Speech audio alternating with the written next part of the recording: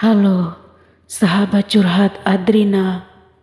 Pada video kali ini, saya akan menceritakan sebuah kisah nyata horor yang dialami oleh seorang kurir pengantar makanan.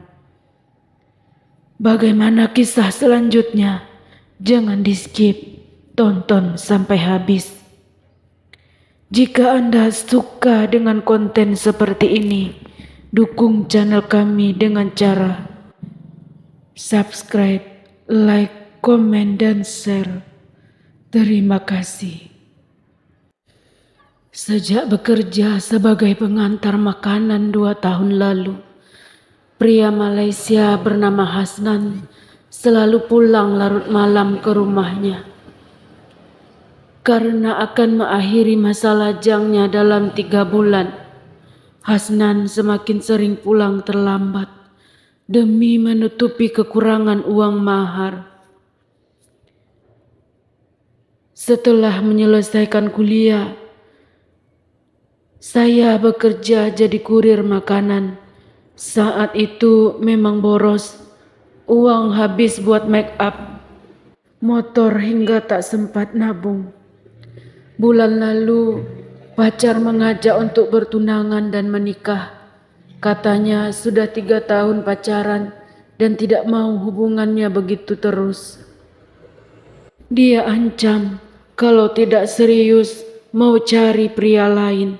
Saya langsung panik dan terpaksa kerja keras buat cari biaya pernikahan, cerita Hasnan. Pria asal Jenjarom, Selangor ini mengaku kerja jadi kurir makanan memang melelahkan. Dia hanya punya hari Minggu untuk istirahat. Padahal dia harus mengumpulkan uang sebanyak 8.000 ringgit atau sekitar 26 juta sebagai mahar pernikahannya. Namun sejak kejadian Jumat malam baru-baru ini, Hasnan merasa takut dan ngeri jika harus bekerja hingga larut malam. Pasalnya, saat sedang pulang dari mengantar makanan, Hasnan mengaku diganggu oleh makhluk halus berbentuk pocong. Ceritanya, jam 2 pagi itu, Hasnan pulang dari mengantar makanan. Dia sudah biasa pulang pagi, sehingga tidak merasa takut sedikit pun. Padahal dari posisinya sekarang yang berada di teras, jarak untuk kembali ke rumahnya sekitar 50 km. Tapi entah kenapa malam itu Hasnan benar-benar merasa sangat lesu. Dia tidak berhenti bekerja sejak pagi, istirahat cuma sebentar dan hanya makan sebungkus roti. Setelah itu lanjut antar makanan untuk mencari uang.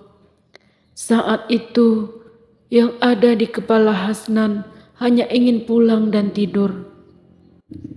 Namun begitu melintasi area gelap tanpa lampu jalan, tiba-tiba motornya terasa berat dan mesin seperti mau mati. Mengapa motor ini tiba-tiba bikin hal?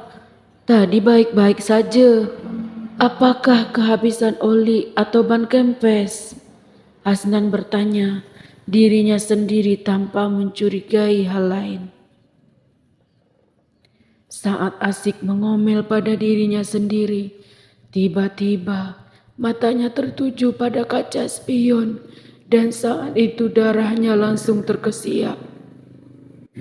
Tampak di kaca spion, sosok seram hantu pocong duduk di belakang Hasnan. Begitu dekat jaraknya dengan pocong itu, Hasnan bisa melihat wajah makhluk itu hitam.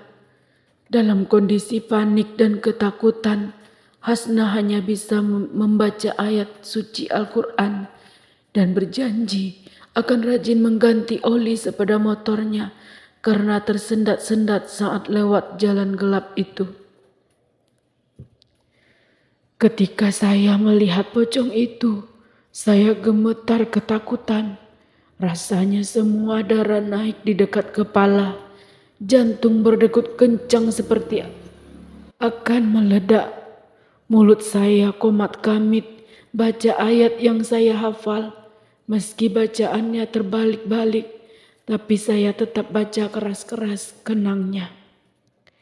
Namun, usahanya tidak berhasil. Hasnan pun akhirnya berteriak sekencang-kencangnya kepada hantu pocong untuk turun dari motor dan tidak mengganggunya lagi. "Jangan ganggu saya. Saya lelah cari uang buat pernikahan nih.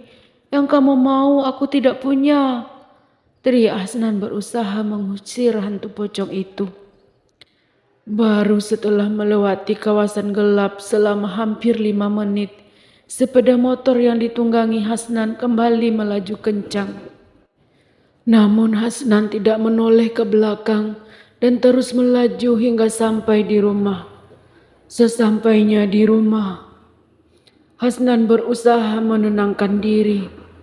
Dia mengumpulkan kekuatan setelah melalui pengalaman yang begitu mengerikan. Setelah itu, keinginannya untuk bekerja hingga larut malam tidak lagi berlanjut. Hasnan kemudian baru teringat cerita-cerita lama mengenai area gelap tersebut. Konon di daerah itu pernah terjadi kecelakaan maut. Saya dengar cerita tentang orang yang mengalami kecelakaan dan meninggal di dekat situ, tapi cerita itu sudah lama.